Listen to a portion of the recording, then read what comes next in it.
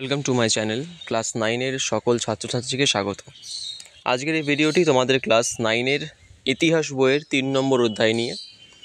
যারা first summative পরীক্ষা দিয়ে উঠলে এবং সেকেন্ড সেমেটিভ পরীক্ষার জন্য পড়াশোনা শুরু করেছো তাদের জন্য আজকের এই ভিডিওটি। আজকের এই ভিডিও তোমাদের ইতিহাসের 3 নম্বর অধ্যায় থেকে সম্পূর্ণ প্রশ্ন উত্তর সহ সাজেশন আমি আলোচনা করব। এই চ্যাপ্টারটি মূলত তোমাদের সেকেন্ড সেমেটিভের একটি চ্যাপ্টার, কিন্তু কোনো স্কুলে এটি সেকেন্ড সেমেটিভের সঙ্গে থার্ড সেমেটিভও অ্যাড করা হয়। যাদের যেই পরীক্ষাতেই থাকুক না কেন, আজকের এই ভিডিওটি তোমাদের জন্য খুব ইম্পর্টেন্ট। আজকের এই ভিডিওয়ে মূলত তোমাদের মার্কস 1-এর সমস্ত প্রশ্ন থাকবে, সাজেস্টিভ প্রশ্ন উত্তর সহ থাকবে, এবং আমি গ্যারান্টির সঙ্গে বলতে পারি আজকের এই ভিডিও আমি তোমাদের যে সমস্ত প্রশ্ন দেব তার বাইরে থেকে তোমাদের পরীক্ষায় প্রশ্ন আসার কোনো চান্স নেই। তার আজকের এই ভিডিওটি তোমাদের দেখতে হবে প্রশ্ন কমন পেতে গেলে। এবং এর পরের ভিডিওয়ে তোমাদের 2 নম্বরের প্রশ্ন এবং বড় প্রশ্ন থাকবে, যা তোমরা ডেসক্রিপশন বক্সে লিঙ্ক পেয়ে যাবে। যারা নোটস বানাতে চাও তারা খাতা পেনটা সঙ্গে করে নিয়ে বসো, এবং যারা খাতা পেন সঙ্গে করে নিয়ে বসোনি তারা অবশ্যই ভিডিওটি পজ করে নিয়ে প্রশ্নগুলো স্ক্রিনশট নিয়ে নেবে এবং প্রয়োজন মতো ভিডিওটি সেভ করে রাখবে, কারণ পরবর্তীকালে পরীক্ষার আগের মুহূর্তে তোমাদের এই ভিডিওটির প্রয়োজন পড়বে। ফার্স্ট কোয়েশ্চেন হচ্ছে, ফরাসি বিপ্লবের ফলে উদ্ভূত আধুনিক আদর্শগুলি কী কী? ফরাসি বিপ্লবের ফলে উদ্ভূত আধুনিক আদর্শগুলি হলো জাতীয়তাবাদ, উদারনীতি এবং গণতন্ত্র। কোয়েশ্চেন নাম্বার 2, বৈধতার নীতি অনুসারে ফ্রান্সে কোন রাজবংশ পুনরুদ্ধার করা হয়েছিল? বৈধতার নীতি অনুসারে ফ্রান্সে বোরবন রাজবংশ পুনরুদ্ধার করা হয়েছিল। বৈধতার নীতি অনুসারে ফ্রান্সের সিংহাসনে পুনর্বহাল হওয়া রাজার নাম কি? রাজার নাম ছিল অষ্টাদশ লুই। ইউরোপের কনসার্টের সদস্য কারা ছিলেন? ইউরোপের কনসার্টের সদস্যরা ছিলেন অস্ট্রিয়া, রাশিয়া, প্রুশিয়া এবং ইংল্যান্ড। ভিয়েনা কংগ্রেসের বৈধতার নীতির উদ্দেশ্য কী ছিল? ভিয়েনা কংগ্রেসের বৈধতার নীতির উদ্দেশ্য ছিল ফরাসি বিপ্লবের আগে ইউরোপের বিভিন্ন অংশে শাসনকারী আদি শাসক রাজবংশগুলিকে ফিরিয়ে আনা। কোয়েশ্চেন নাম্বার 6, ভিয়েনা কংগ্রেসের ক্ষমতার ভারসাম্য নীতির উদ্দেশ্য কী ছিল? ভিয়েনা কংগ্রেসের ক্ষমতার ভারসাম্য নীতির উদ্দেশ্য ছিল ইউরোপের মানচিত্র এমনভাবে পুনর্গঠন করা যাতে ক্ষমতার দৌড়ে একটি রাষ্ট্র অন্য রাষ্ট্রকে পরাজিত করতে না পারে। কোয়েশ্চেন নাম্বার 7, ভিয়েনা কংগ্রেসের ক্ষতিপূরণ নীতির উদ্দেশ্য কী ছিল? ভিয়েনা কংগ্রেসের ক্ষতিপূরণ নীতির উদ্দেশ্য ছিল নেপোলিয়নের পরাজয়ে গুরুত্বপূর্ণ ভূমিকা পালনকারী শক্তিগুলিকে বিভিন্ন অঞ্চল দখলের মাধ্যমে পুরস্কৃত করা। কোয়েশ্চেন নাম্বার 8, ক্ষতিপূরণ নীতি দ্বারা উপকৃত দেশগুলোর নাম লেখো। ক্ষতিপূরণ নীতি দ্বারা উপকৃত দেশগুলো হলো অস্ট্রিয়া, রাশিয়া, প্রুশিয়া এবং ইংল্যান্ড। কোয়েশ্চেন নাম্বার 6 হচ্ছে, ইউরোপের কনসার্ট কি? ভিয়েনা কংগ্রেসের প্রণীত রাজনৈতিক ব্যবস্থা বজায় রাখার জন্য এবং ইউরোপের শান্তি নিশ্চিত করার জন্য 4টি বৃহৎ দেশ অস্ট্রিয়া, প্রুশিয়া, ইংল্যান্ড এবং রাশিয়া ইউরোপের কনসার্ট নামে একটি ব্যবস্থা তৈরি করেছিল। Question number 10, Vienna Congress big 4 কারা ছিলেন? ভিয়েনা কংগ্রেসে বিগ 4 ছিলেন অস্ট্রিয়া, রাশিয়া, প্রুশিয়া এবং ইংল্যান্ড। মেটারনিচের প্রধানমন্ত্রিত্বের সময়কাল কত ছিল? মেটারনিচের প্রধানমন্ত্রিত্বের সময়কাল ছিল 1809 থেকে 1848 সাল পর্যন্ত, দীর্ঘ 40 বছর। কোন নেতা ভিয়েনার কংগ্রেস ডেকেছিলেন যা নেপোলিয়নের আগের অবস্থার ইউরোপকে ফিরিয়ে আনার চেষ্টা করেছিল? অস্ট্রিয়ার রাজপুত্র মেটারনিচ ভিয়েনার কংগ্রেস ডেকেছিলেন যা নেপোলিয়নের আগের অবস্থায় ইউরোপকে ফিরিয়ে আনার চেষ্টা করেছিল। কোয়েশ্চেন নাম্বার 13, ভিয়েনা কংগ্রেস কোথায় অনুষ্ঠিত হয়েছিল? ভিয়েনা কংগ্রেস অস্ট্রিয়ার রাজধানী ভিয়েনায় অনুষ্ঠিত হয়েছিল। কোয়েশ্চেন নাম্বার 14, মেটারনিচ ব্যবস্থা কখন শেষ হয়েছিল? ফেব্রুয়ারি বিপ্লবের ফলে 1848 সালে মেটারনিচ ব্যবস্থার অবসান ঘটে। কোয়েশ্চেন নাম্বার 15, মেটারনিচ কে ছিলেন? মেটারনিচ ছিলেন অস্ট্রিয়ার প্রধানমন্ত্রী এবং ভিয়েনা কংগ্রেসের সভাপতি। আচ্ছা, ক্যাসলরেক কে ছিলেন? ক্যাসলরেক ছিলেন ব্রিটিশ প্রধানমন্ত্রী যিনি ভিয়েনা কংগ্রেসের ইংল্যান্ডের প্রতিনিধিত্ব করেছিলেন। অস্ট্রিয়ার রাজধানী কী ছিল? অস্ট্রিয়ার রাজধানী ছিল ভিয়েনা। কোয়েশ্চেন নাম্বার 18, ভিয়েনা কংগ্রেসের সবচেয়ে প্রভাবশালী নেতা কে ছিলেন? ভিয়েনা কংগ্রেসের সবচেয়ে প্রভাবশালী নেতা ছিলেন প্রিন্স মেটারনিচ। মেটারনিচ কখন অস্ট্রিয়ার প্রধানমন্ত্রী হন? মেটারনিচ 1809 সালে অস্ট্রিয়ার প্রধানমন্ত্রী হন। ভিয়েনা কংগ্রেসে ফ্রান্সের প্রতিনিধিত্ব কে করেছিলেন? ট্যালিয়ান্ড ভিয়েনা কংগ্রেসের ফ্রান্সের প্রতিনিধিত্ব করেছিলেন। ট্রপাউয়ের কংগ্রেস কখন অনুষ্ঠিত হয়? 1820 সালে অনুষ্ঠিত হয়েছিল। ফ্রান্সে জুলাই বিপ্লব কখন সংঘটিত হয়েছিল? 1830 সালে। জুলাই রাজতন্ত্র কত বছর ধরে চলেছিল? 1830 থেকে 1848 সাল। জুলাই বিপ্লবের প্রভাব যেসব দেশে অনুভূত হয়েছিল তার নাম বলো। জুলাই বিপ্লবের প্রভাব Germany, Belgium, Poland, Spain, Portugal এবং ইংল্যান্ডে অনুভূত হয়েছিল। জুলাই বিপ্লবের দুই নেতার নাম কি? একজন ছিল থিয়ার্স এবং একজন ছিল লাফায়েট। জুলাই বিপ্লবের সাফল্যে অনুপ্রাণিত দেশগুলোর নাম লেখো। জুলাই বিপ্লবের সাফল্যে অনুপ্রাণিত দেশগুলো হচ্ছে Belgium, Poland, Portugal, Spain, England, Italy আর জার্মানি। জুলাই অধ্যাদেশ কে এবং কখন জারি করেছিল? জুলাই অধ্যাদেশটি 1830 সালে 25শে জুলাই ফরাসি সম্রাট চার্লস দশম কর্তৃক জারি করা হয়েছিল। 28 নম্বর প্রশ্ন, ফ্রান্সের জুলাই বিপ্লবের মাধ্যমে যে বোরবন রাজাকে উৎখাত করা হয়েছিল তার নাম কি? ফ্রান্সের জুলাই বিপ্লবের মাধ্যমে যে বোরবন রাজাকে উৎখাত করা হয়েছিল তার নাম হচ্ছে চার্লস এক্স। 29, পলিগনাক কে ছিলেন? পলিগনাক ছিলেন ফরাসি রাজা দশম চার্লসের মন্ত্রী, যিনি সংবাদপত্রের স্বাধীনতা সীমিত করা, ভোটারদের সংখ্যা হ্রাস করা এবং জনগণের ভোটাধিকার খর্ব করার মতো স্বেচ্ছাচারী অধ্যাদেশ জারি করেছিলেন। নেপোলিয়নের মৃত্যুর পর কে ফ্রান্সের সিংহাসনে আরোহণ করেছিল? বোরবন রাজবংশের লুই ষোড়শের ভাই লুই অষ্টাদশ ফ্রান্সের সিংহাসনে আরোহণ করেছিল।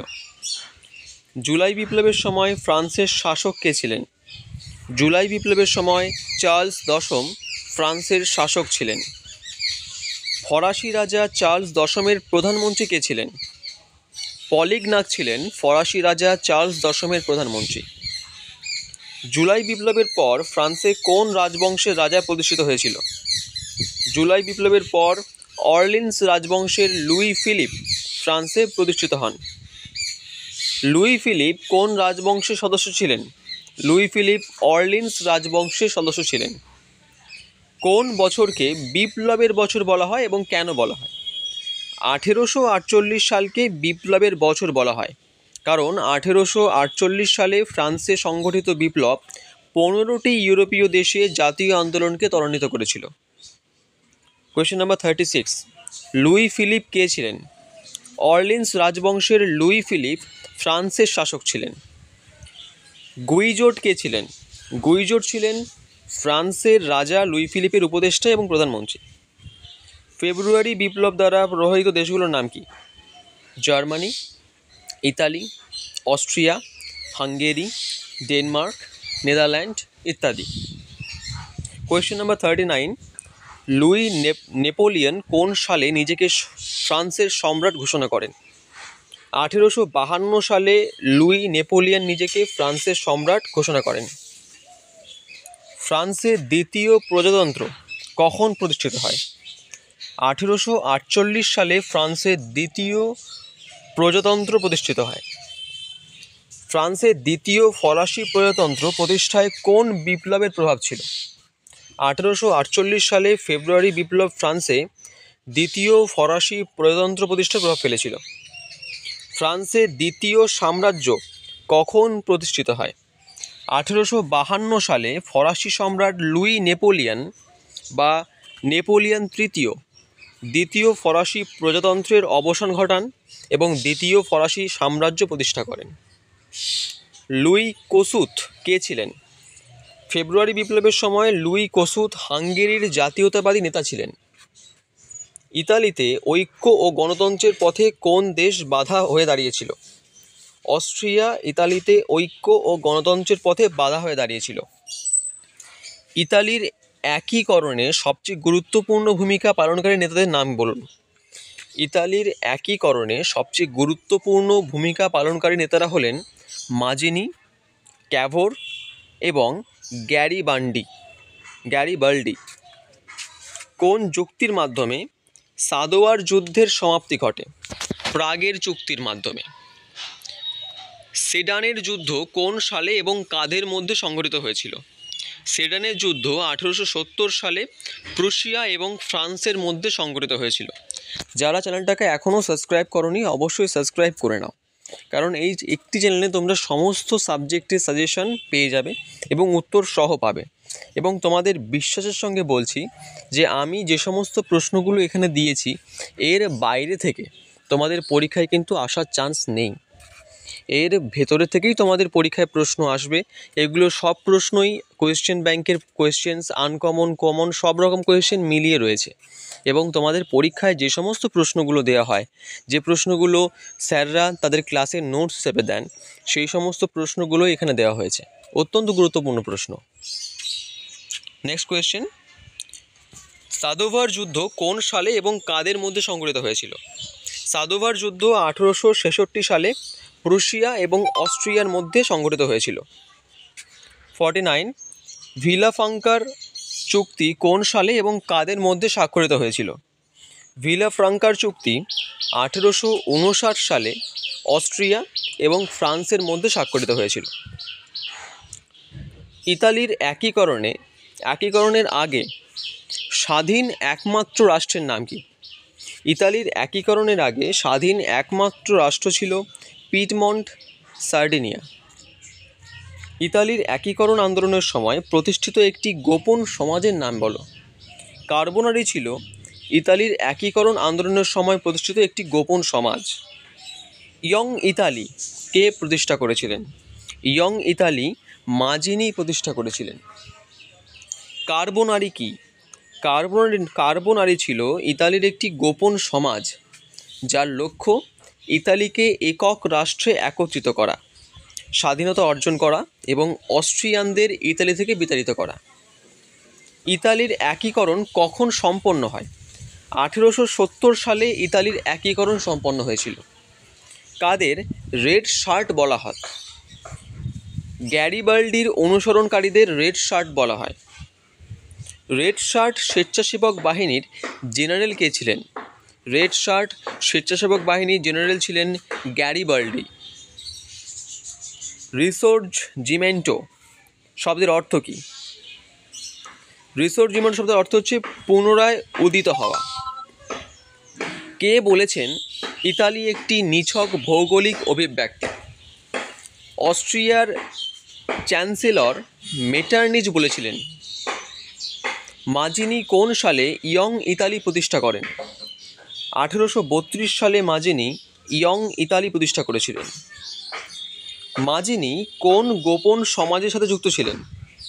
মাজিনি ইতালির একটি গোপন সমাজ কার্বোনারি এর সঙ্গে যুক্ত ছিলেন।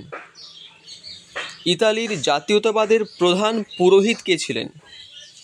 জোসেফ মাজিনি ছিলেন ইতালির জাতীয়তাবাদের প্রধান পুরোহিত। কাউন্ট ক্যাভোর কর্তৃক প্রকাশিত জার্নালটি কী ছিল? কাউন্ট ক্যাভোর কর্তৃক প্রকাশিত জার্নালটির নাম ছিল রিসোর্জিমেন্টো। ফ্রাঙ্কফুর্টের চুক্তি কোন সালে স্বাক্ষরিত হয়েছিল? ফ্রাঙ্কফুর্টের চুক্তি 1871 সালে স্বাক্ষরিত হয়েছিল। কোন যুদ্ধের পর জার্মানি ঐক্যবদ্ধ হয়? 1870 সালে ফ্রান্স ও প্রুশিয়ার মধ্যে সেডানের যুদ্ধের পর জার্মানি ঐক্যবদ্ধ হয়েছিল। প্যান জার্মানবাদ কি? প্যান জার্মানবাদ বলতে বোঝায় জার্মান জনগণের ঐক্যবদ্ধ ধারণা বা অনুভূতি, যা জার্মানিতে কবি, দার্শনিক এবং ঐতিহাসিকদের প্রভাবে বিকশিত হয়েছিল, যেমন বোহমার, ফিচটে, হেগেল, হাউজার ইত্যাদি। জার্মানির একীকরণের প্রকৃত স্থপতি কে ছিলেন? এটা হচ্ছে বিসমার্ক। জার্মান একীকরণের পর কে সম্রাট বা কায়সার হন? জার্মান একীকরণের পর প্রুশিয়ার রাজা প্রথম উইলিয়াম সম্রাট বা কায়সার হয়েছিল। ফ্রাঙ্কফুর্টের চুক্তি কাদের মধ্যে স্বাক্ষরিত হয়েছিল? এটা হচ্ছে প্রুশিয়া এবং ফ্রান্সের মধ্যে। কনফেডারেশন অফ দ্য রাইন কি? নেপোলিয়ন বোনাপার্ট জার্মানির প্রাক্তন 300 রাজ্যের মধ্যে 39টি রাজ্য গঠন করেছিলেন এবং জার্মানিতে একটি ফেডারেশন প্রশাসনিক ব্যবস্থা চালু করেছিলেন, যা রাইন কনফেডারেশন নামে পরিচিত। রক্ত ও লোহা নীতি কে অনুসরণ করেছিলেন? অটো ভন বিসমার্ক রক্ত ও লোহা নীতি অনুসরণ করেছিলেন। কাউন্ট বেনেডিক্তি কে ছিলেন? কাউন্ট বেনেডিক্তি ছিলেন প্রুশিয়ান সম্রাট প্রথম উইলিয়াম, যার কাছে ফরাসি রাজা নেপোলিয়ন তৃতীয় রাষ্ট্রদূত। আয়রন চ্যান্সেলর নামে কে পরিচিত ছিলেন? জার্মান একীকরণের নেতা বিসমার্ককে লৌহ চ্যান্সেলর বলা হতো বা আয়রন চ্যান্সেলর বলা হতো। ভিলা ফ্রাঙ্কার চুক্তি কাদের মধ্যে স্বাক্ষরিত হয়েছিল? ভিলা ফ্রাঙ্কার চুক্তি ফরাসি সম্রাট তৃতীয় নেপোলিয়ন এবং অস্ট্রিয়ার মধ্যে স্বাক্ষরিত হয়েছিল। বিসমার্ক কোন সালে প্রুশিয়ার প্রধানমন্ত্রী হন?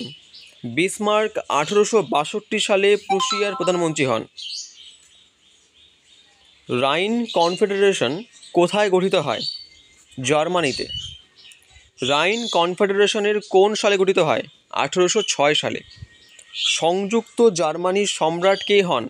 কাইজার উইলিয়াম প্রথম সংযুক্ত জার্মানির সম্রাট হন। আমরা ভিডিওর একদম শেষ প্রান্তে পৌঁছে গেছি।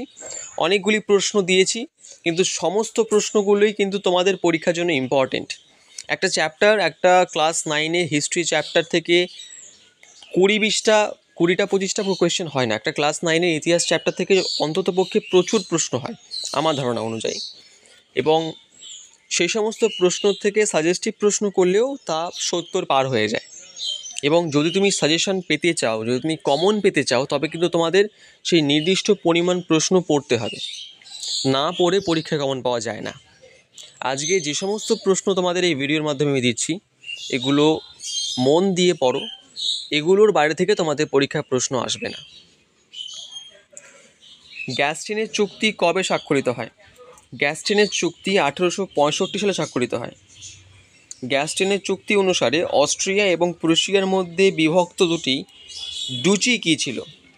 গ্যাস্টিনের চুক্তি অনুসারে দুটি ডুচি, স্লেসউইগ এবং হোলস্টাইন, অস্ট্রিয়া এবং প্রুশিয়ার মধ্যে বিভক্ত ছিল। বলকান অঞ্চলের অপর নাম কি?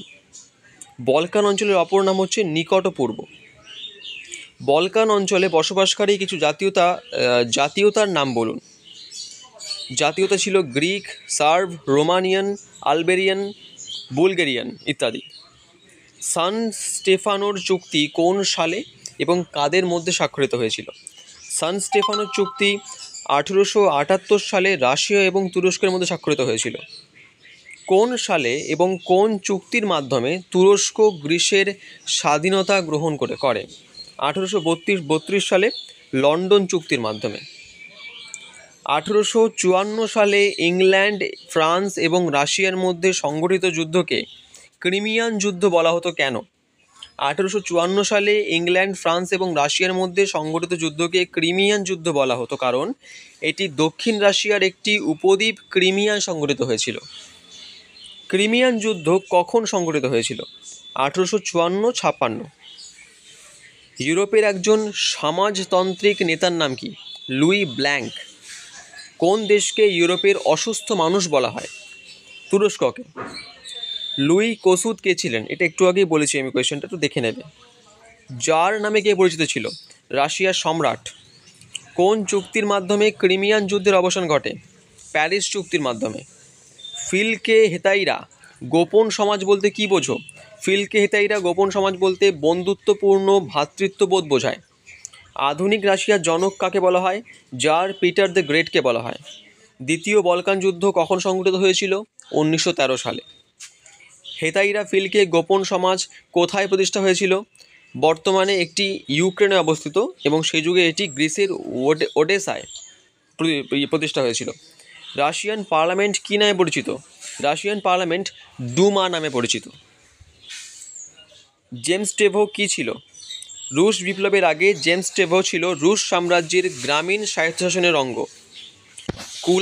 কুলাকরা কারা ছিল?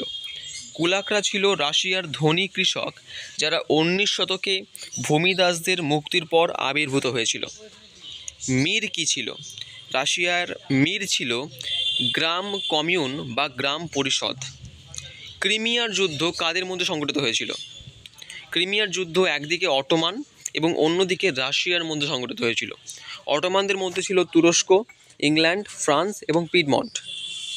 অটোমান, তুরস্ক, ইংল্যান্ড, ফ্রান্স, পিডমন্ট একদিকে ছিল এবং অন্যদিকে ছিল রাশিয়া। কোয়েশ্চেন নাম্বার 100, মুক্তিপ্রাপ্ত কৃষকদের কত বছরের কিস্তিতে রাশিয়ান সরকারের কাছে তাদের ঋণ পরিশোধ করতে হয়েছিল?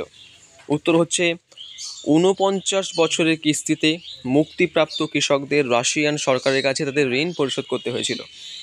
আজকের প্রশ্ন এই পর্যন্তই। মার্কস 1-এর থেকে তোমরা এই 100টি প্রশ্ন পড়বে। অনেকে বলবে প্রশ্ন অনেক বেশি হয়ে গেছে। অনেকের কাছে 100টা প্রশ্ন কোনো ব্যাপার নয় মুখস্থ করা, কারণ তারা জানে যে ক্লাস 9-এর 3rd চ্যাপ্টার থেকে কোয়েশ্চেন ব্যাংকটা খুললে বা মানে বইটা খুললে কতগুলো শর্ট কোয়েশ্চেন আছে। ক্লাস 9-এর চ্যাপ্টারটা পড়লে কেউ জানতে পারবে সেখানে কতগুলো শর্ট কোয়েশ্চেন আছে। সে জানে যে 100টা প্রশ্ন সাজেস্টিভ প্রশ্নই বলে এটাকে। 100টা প্রশ্ন পুরো চ্যাপ্টারের কাছে কিছুই নয়। কিন্তু যাদের মনে হচ্ছে যে 100টা প্রশ্ন অনেক বেশি হয়ে গেছে, তাদেরকে বলি যে পরীক্ষায় কমন পেতে গেলে 100টা প্রশ্ন পড়তে হবে। এই 100টা প্রশ্ন তুমি যদি না পড়ো, তোমার পরীক্ষায় কমন পাওয়ার চান্স কিন্তু অনেক কমে আসবে। এই প্রশ্নগুলো অত্যন্ত গুরুত্বপূর্ণ প্রশ্ন, পরীক্ষায় আসার মতো প্রশ্ন, এবং এর বাইরে থেকে, আমি আবারও বলছি, এর বাইরে থেকে পরীক্ষায় আসার কোনো রকম সম্ভাবনা নেই, থাকলেও সেটা খুব অল্প। তাই অবশ্যই মন দিয়ে প্রশ্নগুলো পড়বে এবং ভিডিওটি ভালো লাগলে অবশ্যই একটি লাইক করবে এবং কমেন্ট করে জানাবে। অবশ্যই সাবস্ক্রাইব করবে। দেখা হচ্ছে পরের ভিডিওতে।